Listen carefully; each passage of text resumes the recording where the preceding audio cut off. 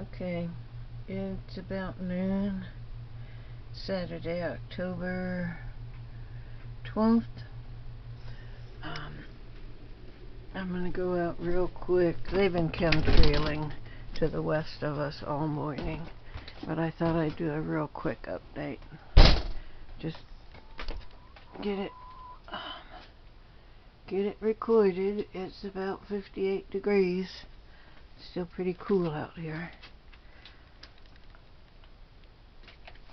It's kind of hard to see this stuff because of the way it is spreading out, but I'm gonna try and get it documented here. What do they say? A picture's worth 1,000 words. So let's see. Well, there's one getting laid down right there at this moment, so I don't know how well that's coming in.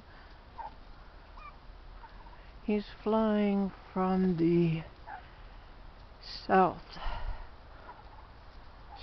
almost straight north, south to north, thereabouts.